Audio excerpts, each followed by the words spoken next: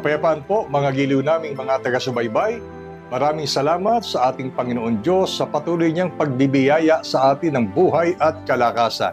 At gaya po ng patuloy naming pagpapaalaala, nawa ay magkaroon tayo ng malaking panahon upang maglaan sa pakikinig at pag-alam pa ng banal na kalooban ng Diyos na pawang nasusulat sa banal na kasulatan.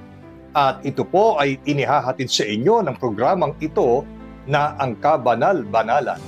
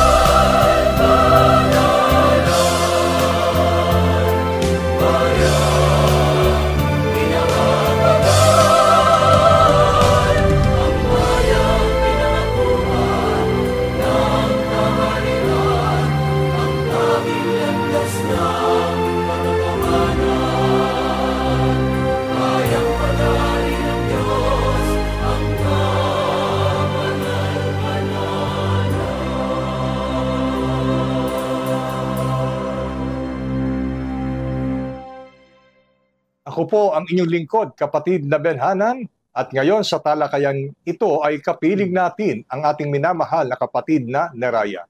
Kapayapaan po, kapatid na Neraya. Kapayapaan din pong sumainyo, kapatid na Benhanan, at kapayapaan po sa lahat ng aming mga minamahal na taga-subaybay ng programang ito na ang Kabanal-Banalan. Isang napakahalagang paksa ang ngayon po ay ating pagsasama-samahang pag-aralan. At dahil alam po naman natin na sa panahon natin ngayon ay laganap po ang tinatawag na pandaraya. May iba't ibang mukha at paraan ang tao upang ang kanyang kapwa ay kanyang dayain at sa huli ay kanyang mailigaw. Mga giliw naming taga-subaybay. At ito po'y nangyayari hindi lamang sa ating pong bansa kundi sa iba't ibang panig ng mundo. At alam niyo po ba na darating ang panahon ang isang sukdulang pandaraya na gagawin sa sangkatauhan upang ang tao ay lubos niyang mailigaw sa landas na dapat niyang lakaran. At upang lubos nating maunawaan ang tungkol sa mga pagtuturong ito, ang paksa ay nagsasabing, huwag tayong padaya kanino man sa anumang paraan. Ito po ay hango sa sulat ni Apostol Pablo sa ikalawang Tesalonica 2:3.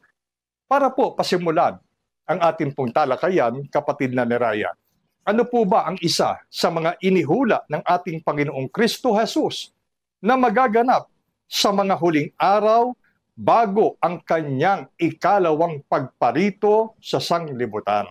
Ang sagot po na mababasa mula sa banal na kasulatan ay nasulat sa aklat ng Mateo. Ang kapitulo po ay 24 at ang versikulo 4 hanggang 5 kasama po ang talatang 11. Pakibasa po, kapatid na Benhanan. Sumagot si Jesus at sinabi sa kanila, mag-ingat kayo na huwag kayong mailigaw ng sino man, sapagkat marami ang darating sa aking pangalan na nagsasabi, ako ang Kristo, at ililigaw nila ang marami. Maraming bulaang propeta ang lilitaw at ililigaw nila ang marami. Narito po ang kasagutan sa ibinangong katanungan ng ating kapatid na Benhanan na may kinalaman sa paksang ating tinatalakay. Ito po ay batay sa inihula ng ating Panginoong Kristo Jesus na magaganap sa huling araw o sa ating panahon bago ang kanyang ikalawang pagparito sa sanglibutan. At ayon mismo sa salita ng ating Panginoong Kristo Jesus, unaan niya'y marami ang darating sa aking pangalan na magsasabi, ako ang Kristo, at ililigaw ang marami. Ikalawa, marami ring bula ang propeta na lilitaw at ililigaw nila ang marami. Sa mga talatang ito ay maunawa natin na pinagpapaunahang sabi tayo ng Panginoon dahil sa laki ng kanyang malasakit at pagmamahal sa atin, sinasabi niya na kung anong magaganap sa darating na mga araw o huling araw. At sa panahong ito ay tayo po mismo ang makapag-observe ng kaganapan ng mga bagay na ito, na marami pong mga tao na nagpapanggap na ipinapakilalang gaya ng siya ang Kristo.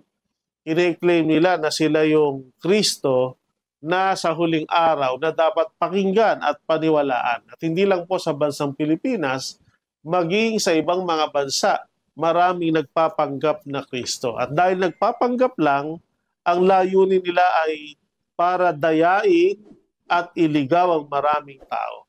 At bukod sa may mga taong nagpapanggap na sila ang Kristo, marami din anyang lilitaw na mga bulaang propeta o mga bulaang mangangaral. At katulad ng mga nagpapanggap na Kristo, meron din silang kaparehong dahilan na ang layunin ng kanilang pagpapanggap bilang mga bulaang propeta sa kanilang ginagawang pangaral ay ililigaw nila ang marami sa paraang dadayain sa pamamagitan ng kanilang pangaral, pagtuturo, at pagkatapos na madaya, ihahantong ang maraming tao sa pagkaligaw. At ito na po ang pinaka-ultimate na pandaraya na ang layunin ay iligaw at ipahamak ang pananampalataya o ang kaluluwa, ang buong pagkatao ng mga tao dito sa sanglibutan. Alam niyo po, mga giliw naming taga-subaybay, ang isang taong natatangay ng pandaraya ng kanyang kapwa ay ang taong walang lubos na kaalaman sa isang bagay na ipinandadaya sa kanya.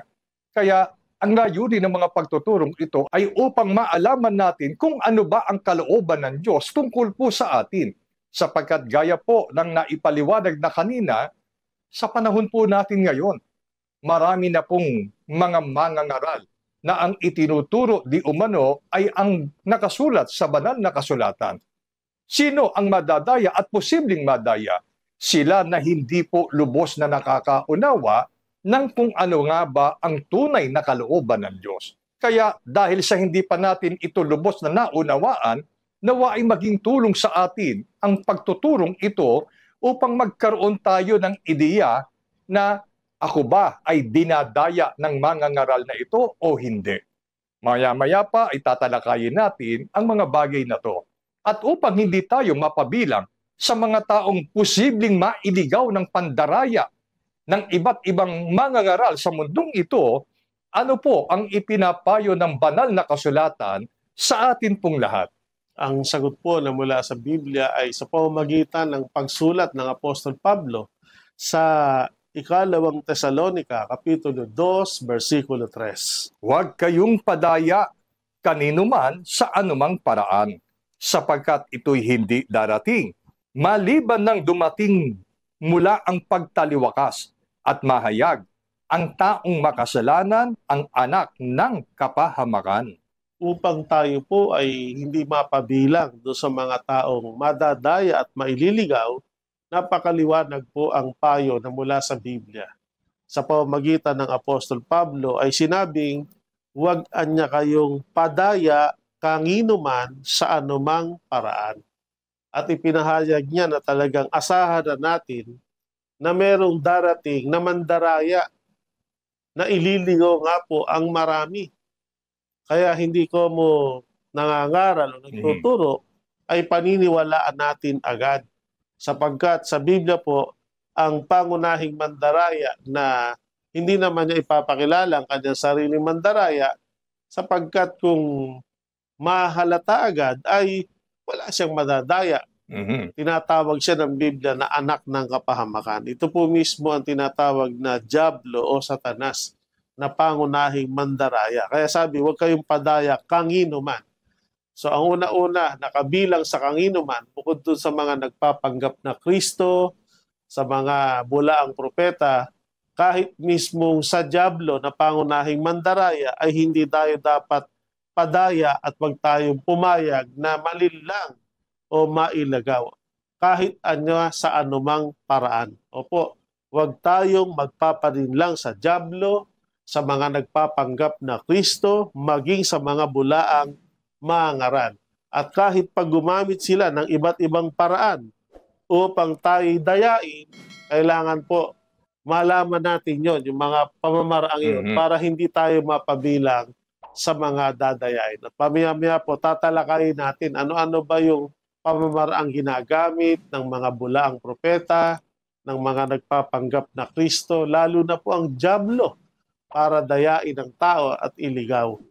Ang payo lang po sa atin, dapat po ay mag-ingat tayo na huwag tayong mailigaw ninuman, mag-ingat tayo na huwag tayong malinlang o madaya ninuman kahit sa anumang paraan. Dahil nakasalalay dito ang kaligtasan at kapahamakan ng ating mga kaluluwa. Mga giliw naming taga-subaybay, walang sino mang tao ang nag-iibig na o nagnanais na siya ay madaya ng sino man.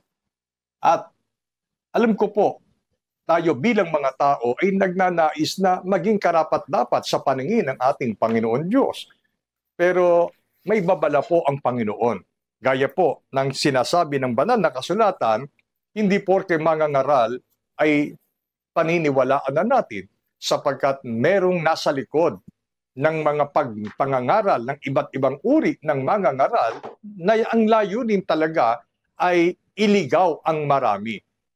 Ngayon, para po magkaroon tayo ng kaalaman bago natin paniwalaan isang mangangaral, ano-ano po ba kapatid na Neraya ang ginagamit na paraan ng dyablo, maging ng kanyang kinakasangkapan upang magdaya, upang manglinlang, na ang layunin ay mailigaw ang tao at huwag mailapit sa ating Panginoon Diyos? Ang sagot po mula sa Biblia ay mababasa po natin at nasulat sa aklat ng Lucas, Kapitulo 4, versikulo 1 hanggang 13.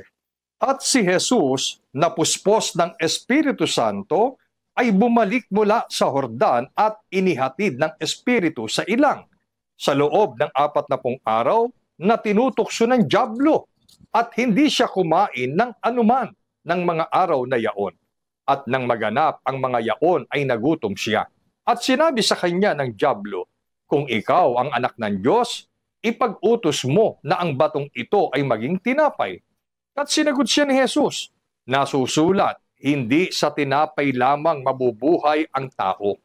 At iniakyat pa siya niya at ipinakita sa kanya sa sandaling panahon ang lahat ng mga kaharian sa sanglibutan. At sinabi sa kanya ng dyablo, sa iyo'y ibibigay ko ang lahat ng kapamahalaang ito at ang kaluwalhatian nila, sapagkat ito'y naibigay na sa akin at ibibigay ko kung kanino ko ibig. Kaya nga kung sasamba ka sa harapan ko, ay magiging iyong lahat. At si Jesus ay sumagot at sinabi sa kanya, nasusulat, sa Panginoon mong Diyos, sasamba ka, at siya lamang ang iyong paglilingkuran. At dinala niya siya sa Jerusalem at inilagay siya sa taluktok ng templo. At sinabi sa kanya, kung ikaw ay anak ng Diyos, ay magpatihulog ka mula rito hanggang sa ibaba, sapagkat nasusulat, siya'y magbibilin sa kanyang mga anghel tungkol sa iyo, upang ikaw ay ingatan. At aalalayan kanila ng kanilang mga kamay, baka matisod ka ng iyong paa sa isang bato. At pagsagot ni Jesus ay sinabi sa kanya, nasasabi, huwag mong tutuksuhin ang Panginoon mong Diyos. At nang matapos ng dyablo ang lahat ng pagtukso, ay hiniwalayan siya niya ng ilang panahon. Sa mga talatang binasa ng ating kapatid na Benhanan, ay maunawa natin ang tatlong mga pamamaraan ng dyablo na ginamit niya sa Panginoong Kristo Jesus upang ito ay dayain. At ang tatlong mga bagay na ito ay nauwi sa tinatawag na panunukso. Opo. Ang una-unang paraan ng dyablo ay tutuksuhin niya ang mga tao para madaya o para mailigaw. Katulad ng pagtukso na ginawa niya sa ating Panginoong Kristo Jesus. At hindi po minsan lang niya ito gagawin. Itinapat niya pa nga, sabi sa Biblia, habang ang Panginoong Kristo Jesus ay nag-aayuno ng 40 araw, 40 gabi, 40 araw niyang tinutokso. Mhm. Sabihin, araw-araw tinutokso niya ang Panginoon para dayain, iligaw o papagkasalahin. Pero may matututunan tayo sa mga bagay na ito na kung paanong pinagtagumpayan ng Panginoon tukso at dahil doon ay hindi siya nadaya o hindi siya nailigaw. At kung gagamitin din natin ito at paninindigan, Mhm. nandun din po yung mga pamamaraan para hindi tayo madaya. Ano po ba yung 3 pamamaraan ng dyablo? Una, ginagamit niya po ang pagkain para ang tao ay tuksohin. Sa panahon na kapag ang tao ay nakakaranas ng kagutuman, Mhm. pagka ang mga tao dumaranas ng mga paghihirap at kakapusan, nag-aalok po ang dyablo ng pwede mo makain. Pero kapalit nun, pag ginrab mo yun, pwede kang magkasala. Opo. Halimbawa, kumbaga sa ating panahon, yung mga taong mahihirap, pagka pa naman ng tao, sabi nagigipit, kahit sa pataling kumakapit. Para lang makaraos sa paghihirap, nakagagawa ng mga illegal na bagay, mga bagay na labag sa batas ng tao o sa batas ng Diyos. Meron mga tao para mairaos yung pangailangan sa pagkain, natututong magnakaw. Alam naman po natin na labag sa batas ng Diyos at ng tao ang pagnanakaw. Huwag kang magnanakaw. Pero minsan, yun ang naipapaisip o naibubulong ng dyablo sa taong nasa kagutuman o paghihirap na para bagang pwede nang magnakaw, ginawan mo na lang naman ng paraan yung pagkagutom mo. Pero ang Panginoon po ay nagsabi na nanindigan. Batay sa nasusulat, hindi pwedeng sa kagustuhan mo lang mabusog, kahit na gumawa ka ng illegal na paraan ay pwede. Sabi ng Panginoon, nung siya tinutokso tungkol sa pagkain, sa panahong siya nagutom, ang sagot ng Panginoon nasusulat.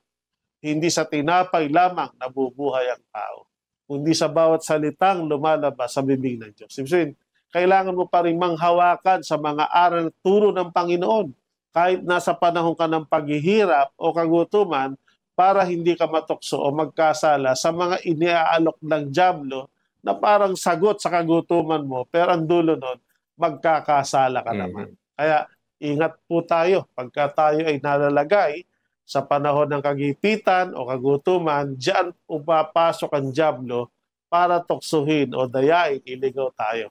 Nasa sa atin po yan kung paano natin yan pagtatagumpayan. Pero ang sagot dyan, manghawakan tayo sa aral at turo ng Panginoon sa panahon yan para wag tayo matukso o magkasala. Pangalawang bagay, nag-aalok din ang dyablo ng kapamahalaan at kalwalatian ng lahat ng kaharian ng sanglibutan. Tulad ng ginawa niya sa Panginoon. Opo. Dinala sa taluktok ng bundok, ipinakita ang lahat ng karangyaan, kalwalatian, kapamahalaan ng kaharian sa sanglibutan. At sinasabing akin yan at ibibigay ko sa iyan basta sumamba ka lang sa akin. Parang katumbas na salitang talikuran mo na ang Diyos, sa akin ka na magtapat o maglingkod, pero kapalit yan, ibibigay ko ang mga bagay na yan. Na sa totoo lang, yun po malaking pandaraya. Una-una, nasabihin ng dyablo ng salitang akin yan at ibibigay ko sa iyan, hindi ho totoo yun. Talagang ang dyablo ay likas na sinungaling. Walang bagay sa mundong ito na nilikha o pag-aari niya. Ang lahat ng yan ay nasaksihan o naabutan lang niya. Pero para nga ipandaya, sinasabi niyang kanya at para bagang nasa kapangyarihan siya para ibigay. At yan po gustong-gusto ng mga tao. Yung pagkakaroon ng kapamahalaan, pagkakaroon ng kalwalatian o mga posisyon na kahit sa illegal na paraan, ginagawa ng tao. Minsan niya, kahit sa panahon natin, katulad niyan, uso-uso, maghahalalan. Diba? Merong mga tao na para tiyakin lang na mapuposisyon siya, lahat ng paraan gagawin niya para matalo yung kaaway niya. At hindi man lahat, meron pa nga nagpaplanong isalvage o merong mga natutokso na umupa ng mga heart killer para ipapatay yung kanyang kalaban. At bago pa yung halalan, napapatay yung kalaban kaya siya napuposisyon. O merong mga nasusuhulan ng mga salapi, bumibili ng boto. Marami pong paraan. Dahil yun po ay iniuudyok o binubulong ng dyablo para magkamit lang ang tao ng kapamahalaan at kapangyarihan. Kasi pag nasa yung kapamahalaan, authority, posisyon, nasa yung kalwalatian, bukod sa karangalan, pati kayamanan, kasunod na po yun. Oo. Kaya ginagamit po ng diablo yan. Pero sabi ng Panginoon, kapalit niyan, sasamba ka sa diablo, hindi ka sasamba sa Diyos. Kaya sabi ng Panginoon, nasusulat. Hindi sinasamba yung diablo. Ang nasusulat, sa Panginoon mong Diyos sasamba ka, siya lang ang iyong paglilingkuran. Kaya hindi rin nagtagumpay ang diablo. Pero sa ibang mga tao, nadadaya niya. Kasi napapapayag niyang tao na tumalikod sa Diyos kapalit ng mga karangyaan, kayamanan, at kapangyarihan dito sa lupa. At ang pinakamatindi, pati yung mga bagay na nasusulat sa Biblia, pati ang banal na kasulatan, ay gumagamit din siya ng mga talata, pero merong maling interpretasyon o may maling paliwanag na kapag napapaniwala ka, maililigaw ka. So yun po ang tatlong mga pamamaraan ng diablo na nauwi yan ay pamamaraan para sa pagtukso, para dayain at iligaw ang mga tao, ginamit sa Panginoong Kristo Jesus.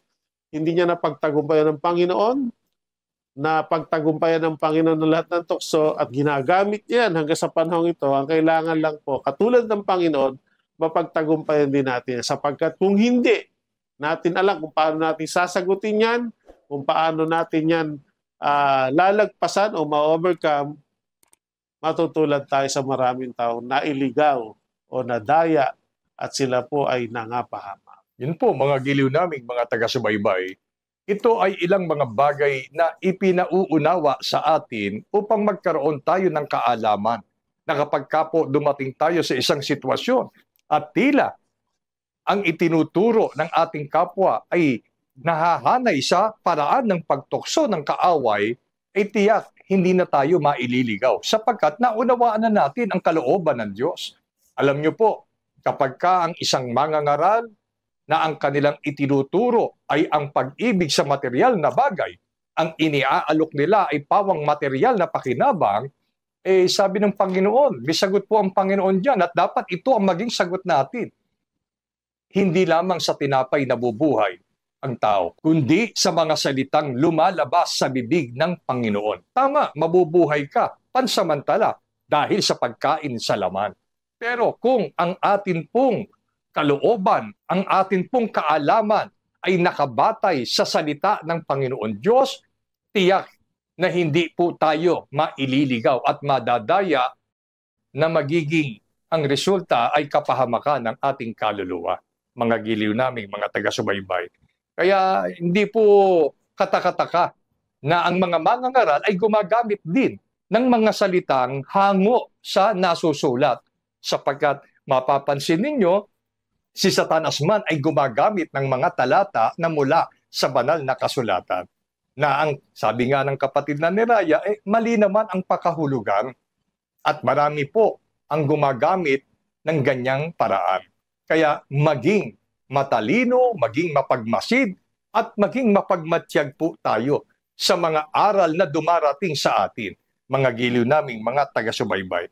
At dahil dito, para po lalo nating maunawaan at lalo nating mabantayan ang ating mga sarili upang hindi tayo mailigaw at madaya ng sinuman, ano po ang paraan na itinuturo ng Biblia, kapatid na ni Raya, upang ang tao ay hindi madaya ng mga maling aral? Ang sagot po ay sa pamamagitan ng Apostol Juan sa kanyang epistola sa unang Juan, Kapitulo 4, versikulo 1. Mga minamahal, huwag kayong magsipaniwala sa bawat espiritu, kundi inyong subukin ang mga espiritu kung sila'y sa Diyos, sapagkat maraming nagsilitaw na mga bulaang propeta sa sanglibutan.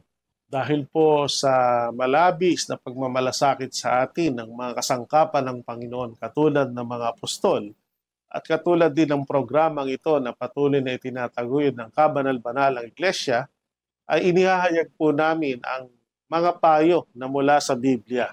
Gaya ng ating narinig, mga minamahalan niya, huwag kayong magsipaniwala sa bawat espiritu. Sa ibang salita, huwag tayong basta-basta maniniwala sa bawat mangangaral o nagpapakilalang tagapangaral o tagapagturo.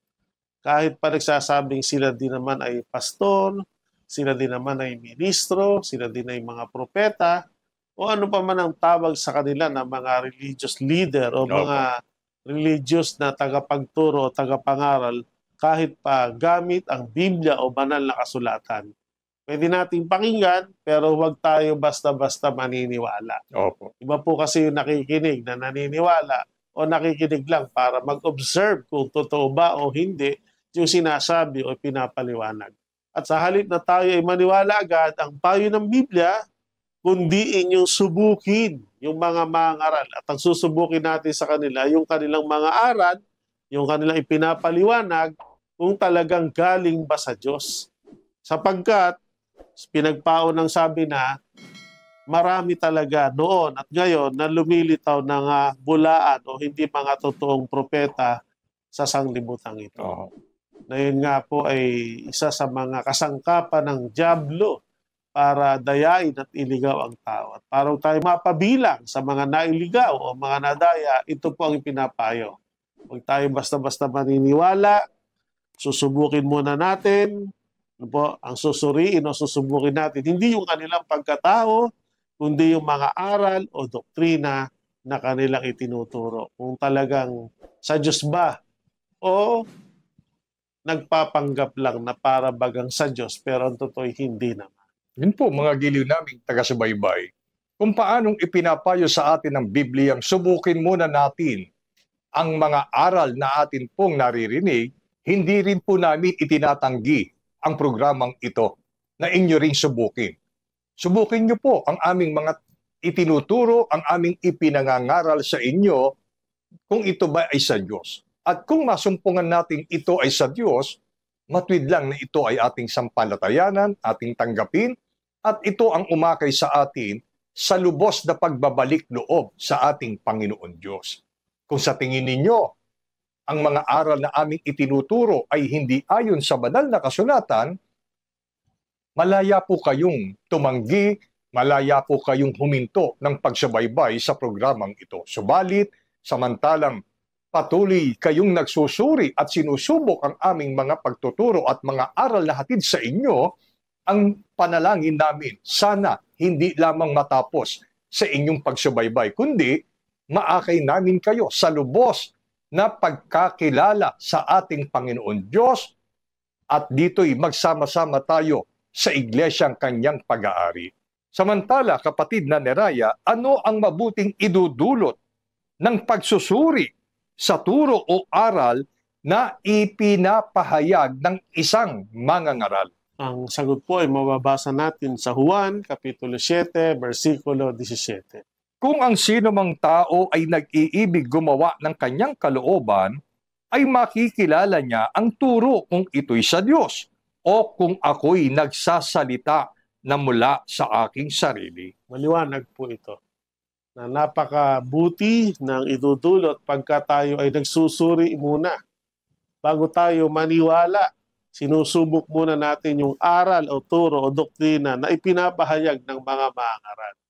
Sapagkat ito po ay may malaking kinalaman para magawa natin talaga kung ano yung kalooban ng Diyos. Kumbaga yung mga naghahanap ng pawang katotohanan, ito ang paraan para matagpuan mo, magsuri ka munang mabuti. Dahil alam naman po natin na napakaliit lang ng pagkakaiba ng tunay sa hindi tunay. Kumbaga yung original at saka yung imitation. Yung original at imitation, kung hindi mo itataas yung antas ng pagsusuri, masasabi mo parang walang pinagkaiba. Parang pareho lang. Parang halimbawa, yung tunay na pera at saka yung peke o huwad na pera. Sa unang tingin, pag tiningnan mo yan, yung size parang pareho lang. Yung kulay, yung disenyo, parang walang pinagkaiba. Kaya nga marami pong napepeki na pagkakamalang tunay na pera, yung hindi tunay. Pero may paraan para malaman mo yung pagkakaiba ng peke sa tunay. Gagamit ka ng mataas na antas ng pagkilatis o pagsusuri. At pag dumaan na doon mo malalaman na ito pala yung fake, ito pala yung tunay. So ganyan din po yung mga aral.